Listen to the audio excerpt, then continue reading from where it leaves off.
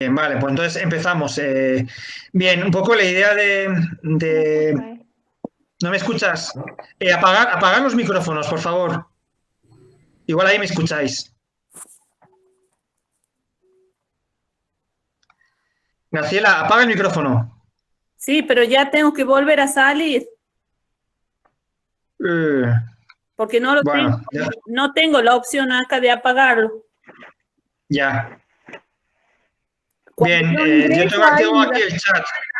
Yo tengo activado el chat y me podéis... eh, pues qué raro que no me escuchéis. Yo creo que tienes algún problema con... Bueno, seguimos. Sí, ajá. Bien, un poco la idea de este conversatorio es poner en común un poco lo que es el ejercicio que habéis ¿Qué está hablando? realizado y todo gira en torno a lo que es a preguntas que habéis formulado alrededor de unos tópicos, de unos temas determinados. Entonces yo lo que quiero que veáis, que seáis conscientes que esas preguntas las habéis hecho ya con un marco teórico detrás.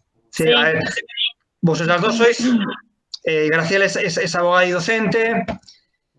Cintia, ¿me escuchas ahora? No, no, no me escucha. Bueno, pues no sé qué, hasta ahora todo el mundo me está escuchando, es decir, que no sé qué problema tendrá.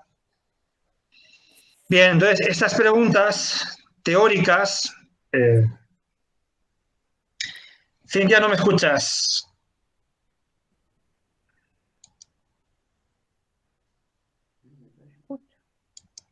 Ya.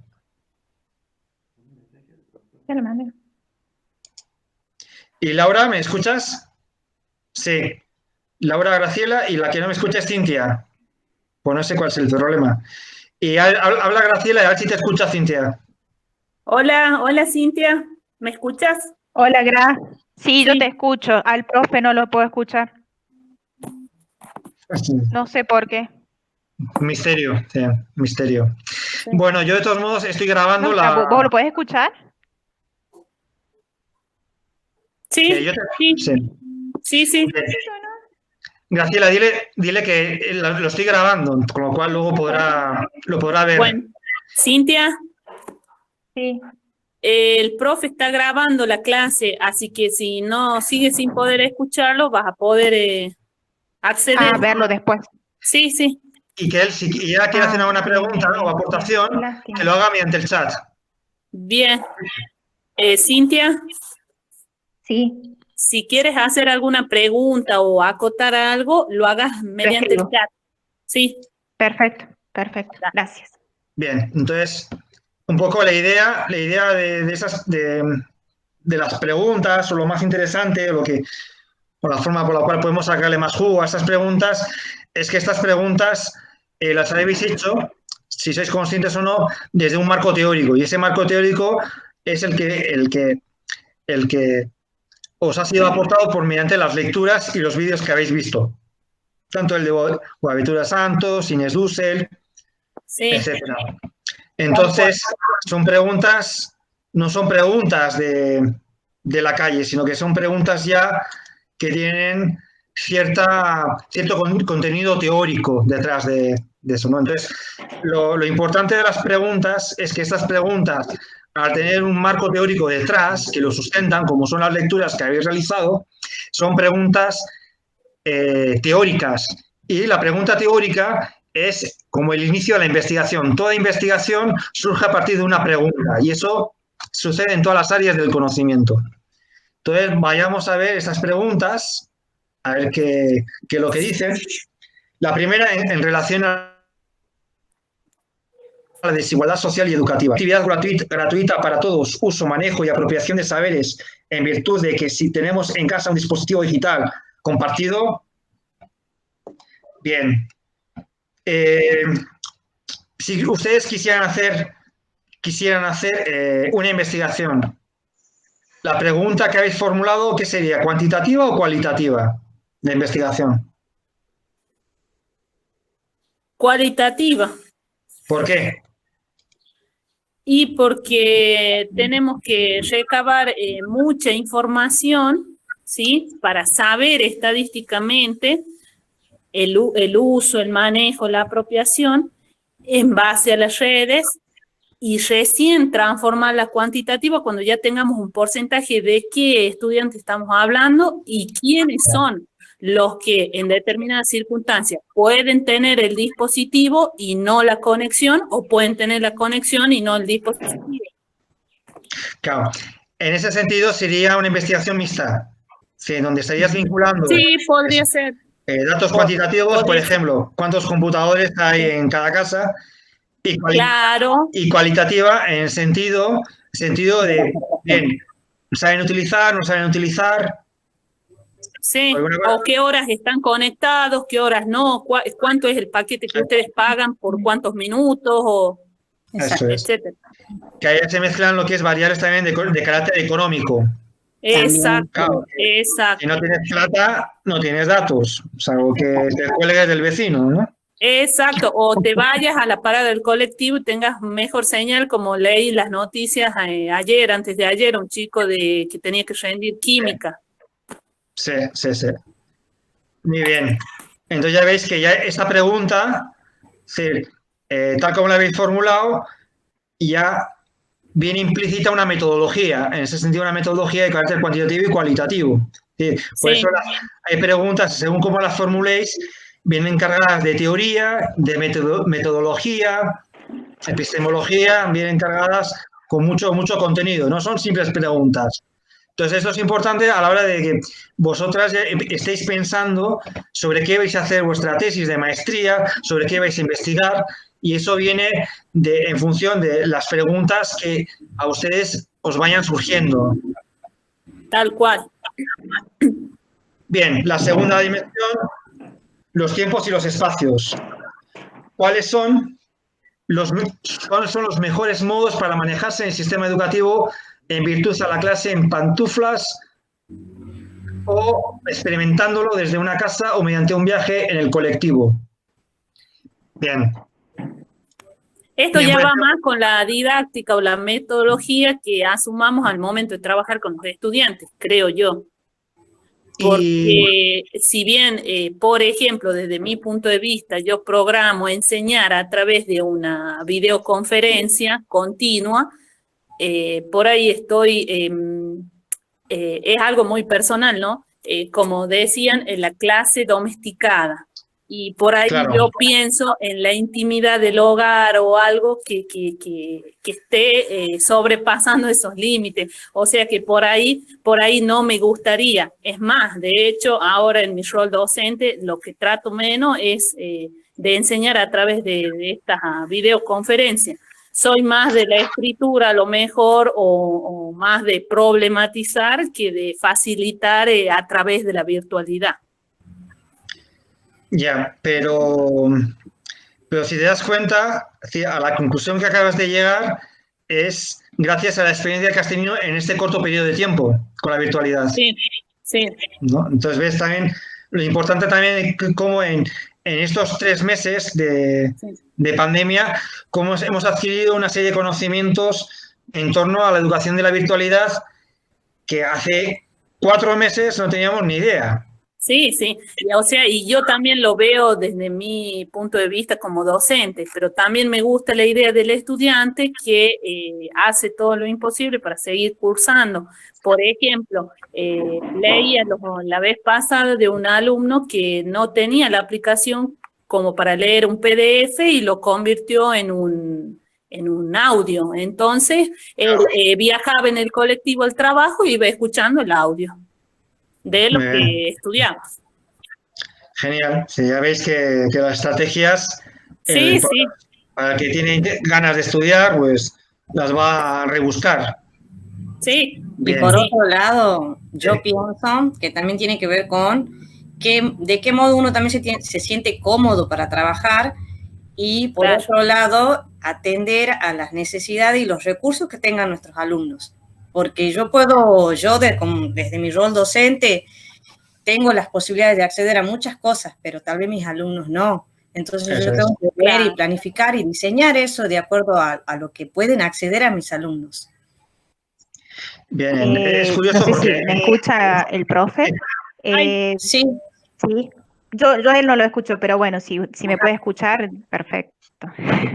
está hablando Bueno, sin- en mi caso también trato de manejar recursos que puedan acceder todos.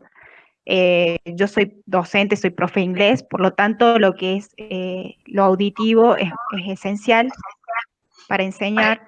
Por lo tanto, trato de manejar la virtualidad, por más que por ahí a unos pocos, porque realmente enseño también en escuelas donde hay muy poca conectividad y hay muy bajos recursos en un sentido general. Entonces, uso la virtualidad como para que llegue a algunos pocos, lamentablemente, pero bueno, aparte de la escritura, ¿no? Trato de que llegue de alguna forma. Aparte fui descubriendo algunas herramientas, por ejemplo, en Word puedo grabar, eso lo descubrí hace poco, que puede grabar.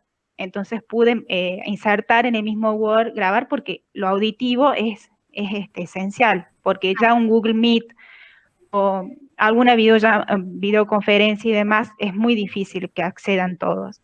Entonces, busco la forma que pueda llegar. No sé si a todos, pero a la mayoría, por lo menos. Bien, bien. Escribo para que me vea, ya que no me oye, por lo menos vea lo que escribo.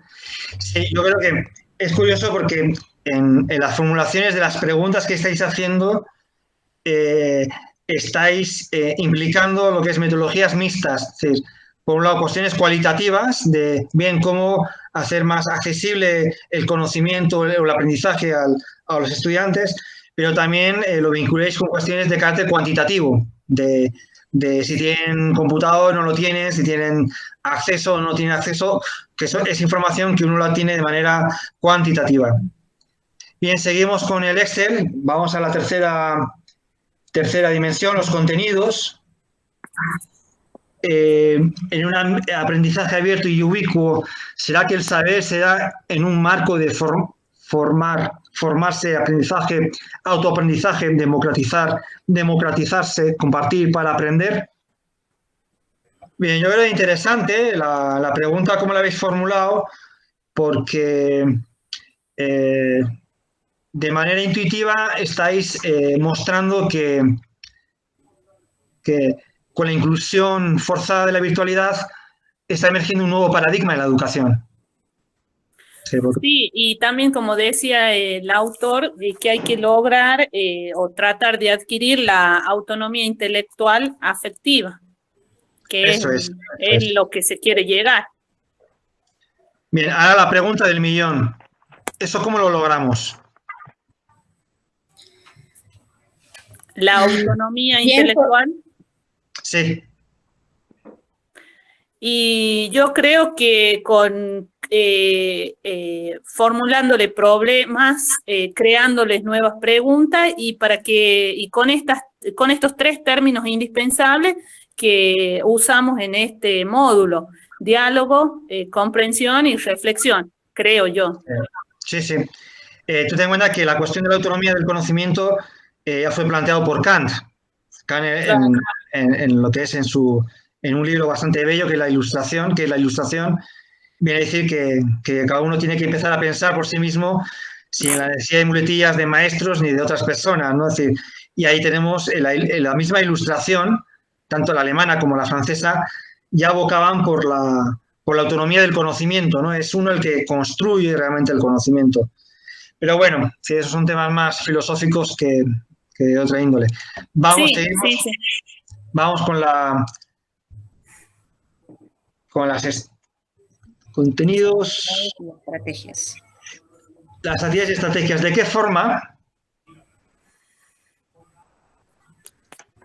qué forma el alumno aprenderá en el uso de entornos sociotécnicos digitales?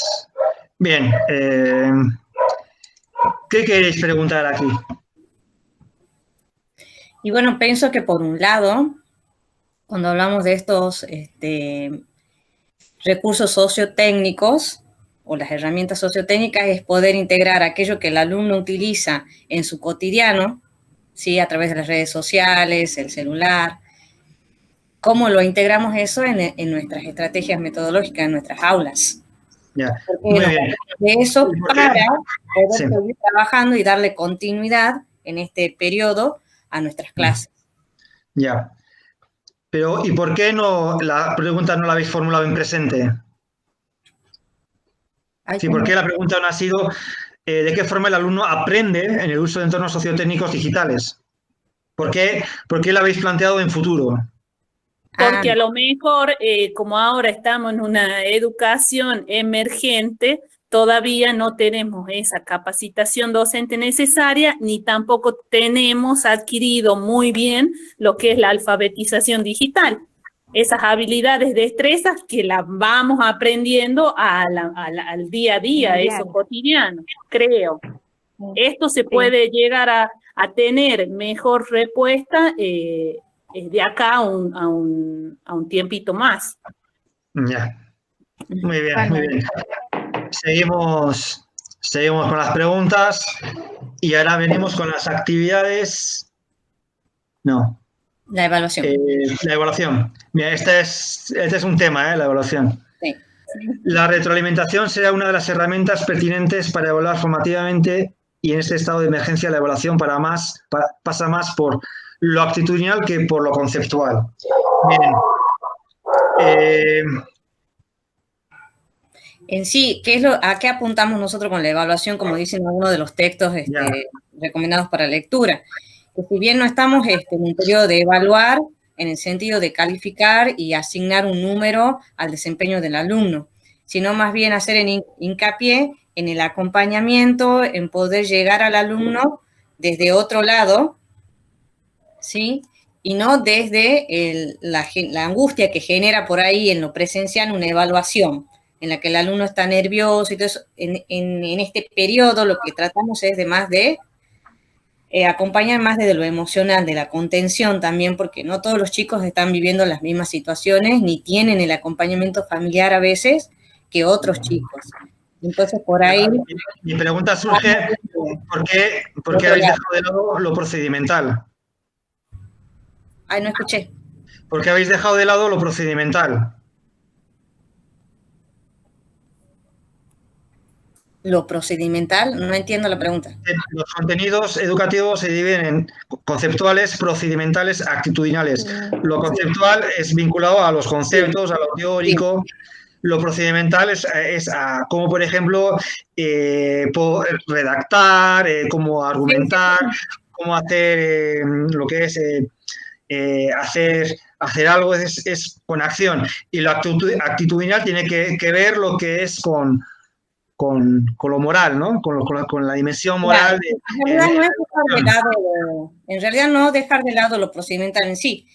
Cuando se formuló la pregunta, no era que decíamos, dejamos de lado sumamos lo emocional, pero sin dejar de lado lo procedimental. ¿En qué sentido? Porque pues yo voy a valorar el esfuerzo que hace mi alumno en presentar las actividades de las maneras que él pueda acceder a ellas y de la manera que me las pueda demostrar. Por eso digo, claro, lo mejor, ¿Sí, Graciela? Sí, a lo mejor lo procedimental ya lo tenemos nosotros analizado o no lo queremos evaluar ante el alumno, porque primero hay otras circunstancias, no esa necesariamente de decir sí, me contestó bien el práctico o no. Me sucede a mí que, por ejemplo, hay alumnos que mandan contestación de las guías de actividades, pero no es la bibliografía que yo les sugerí. No puedo hacerle una devolución o una retroalimentación diciéndole, no, mire, usted contestó de Wikipedia o contestó del Rincón del Vago. Una cosa así, ¿me entendés? Yo, a mis estudiantes no los dejo eso, el Rincón del Vago, no. Claro. Pero uno se da cuenta, o sea, conoce la bibliografía, todo, y en las producciones no te queda más que agachar la cabeza y ponerle muy bien su producción, porque si no va a haber una deserción total. Sí. Claro. Ya, así que Totalmente. habláis de lo que es la flexibilidad en estos tiempos de pandemia en cuanto a nivel de la evaluación y que la evaluación clásica de lo presencial ahora ya no es tan importante, sino que lo Claro. importante es que esté en el aula. Claro, por eso por ahí no contemplamos o no valoramos eso de lo procedimental en estas circunstancias. Ya, pero no hay que olvidarlo. No, totalmente. No, obvio, no, la idea no es olvidar, sino ser un poco más flexible, tal vez. Sí. Bien, la evaluación, los recursos tecnológicos. ¿Cómo, por qué medio puedo realizar una clase invertida, cuya finalidad sea potenciar la imaginación y creatividad del estudiante para lograr transformar medios sociales de comunicación en espacios de aprendizajes que den continuidad pedagógica? Y yo por ahí pensaba, por ejemplo, en que si soy profe de danza folclórica, utilizar y darle mucho rendimiento a la aplicación que ahora andan todos los chicos, que es el TikTok ese, utilizarlo como para esa destreza que ellos tengan en el baile, por ejemplo. O por ahí utilizar mucho esto de la nube de palabras. Ya. Que les llame algo la atención.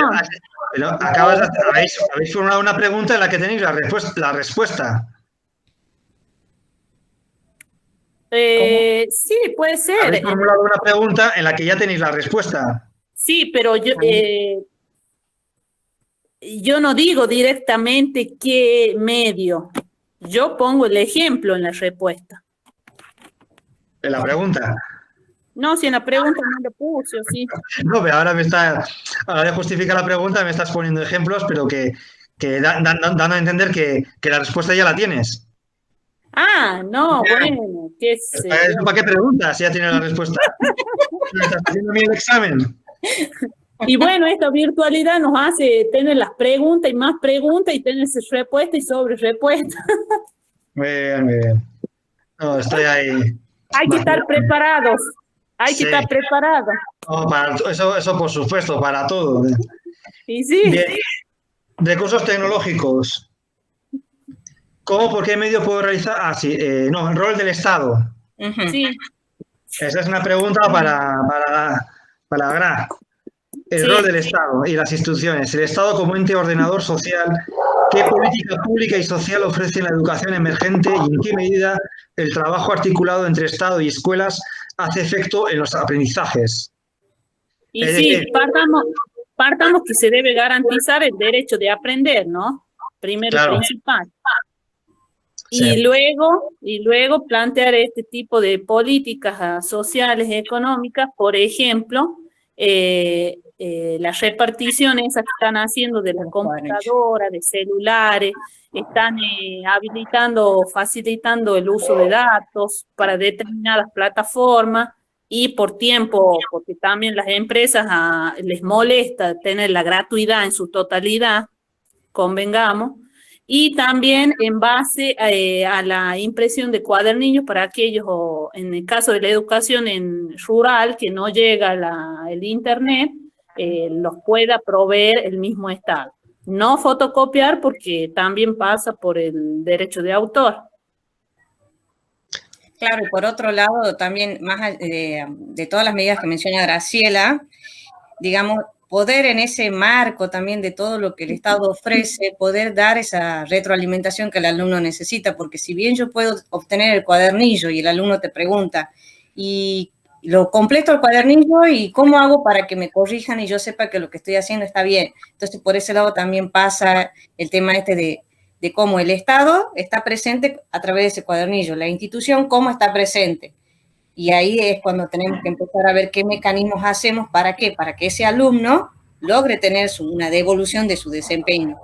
Sí, yo creo que y no tan solo todo en tema de la virtualidad, sino también en el tema de, si se puede decir, de superar la pobreza, el hambre, repartiendo esas meriendas, esos establecimientos donde funcionaba el comedor, tratando de asignarles, si bien los chicos ya no pueden comer porque no van a la escuela, pero sí repartir un bolsón de alimentos perecederos. Están abiertos los comedores escolares, ¿no?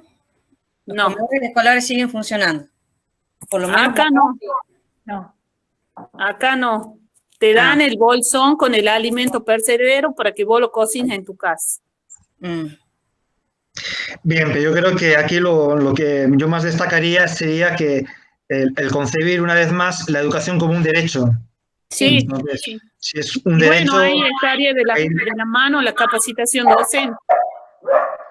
sí. Bien, yo creo que eso es lo más destacable. Bien, llegamos a la atención que habéis. Informal, formal, fragmentación y justicia curricular, conectividad, simétrico versus asimétrico. Bien, aquí ¿cuál es la tensión? Lo formal y lo informal. Ya, y esta es otra tensión, y esta es otra tensión. Conectividad simétrico versus. Esa es otra tensión, conectividad simétrico-asimétrico, otra tensión. Dentro de lo formal e informal está la fragmentación y la justicia curricular. Sí, Ya. fragmentación y justicia. Para mí, una tensión evidente desde mi experiencia y en lo que vamos transitando este periodo es la fragmentación y la justicia curricular como una tensión seria para mí, porque no todos están en iguales condiciones, no todas las voces son escuchadas, y bueno, y vamos trabajando en medida de lo que podemos ir resolviendo. Pero para mí esta fragmentación que tenemos ya en la sociedad, si bien antes de la pandemia estábamos ya en una situación de desigualdad, creo que está mucho más aguda ahora, y por eso es que para mí la fragmentación es mucho más fuerte. Y por otro lado, la justicia curricular de poder llegar y de que todos podamos estar y que se nos escuche a todos. Sí, muy bien, un poco. También se dice que esta fragmentación funciona o está latente en el nivel secundario, o sea, todo es muy superficial. Entonces, deberíamos o tendríamos que tratar de agrupar a este sistema educativo mucho la participación de la comunidad, la familia y la escuela en sí. Bien, volvemos a lo mismo. Sí, habéis, todas las preguntas que habéis formulado tienen un marco teórico y metodológico muy particular, que eso también puede ser interesante a la hora de que también empecéis a pensar en vuestros proyectos de investigación, que tranquilamente podrían ir en la misma línea en la que habéis estado formulando estas preguntas, con una metodología mixta, concibiendo lo que es la educación como un derecho, que eso tiene implicaciones muy fuertes, también a la hora de concebir la educación, ¿no? Entonces, yo creo que también eso es interesante a la hora de que también vayáis empezando a aterrizar esos presupuestos teóricos, políticos, también metodológicos, para empezar a pensar ya en futuras propuestas de investigación. Sí. Bien, ahora lo único que queda es mostrar la nube de palabras, y esta nube de palabras se ha construido con las aportaciones de todos los grupos, de los 7 grupos. Y lo que llama la atención es cómo gira en torno a estudiantes, ¿no? Que ha sido el concepto más repetido en todas las, en lo que es en todas las preguntas, ¿no? Entonces es interesante porque es como una buena síntesis de que la preocupación, a menos de los 7 grupos, en torno al estudiante, ¿no? Como leitmotiv del proceso de educación en el que estamos.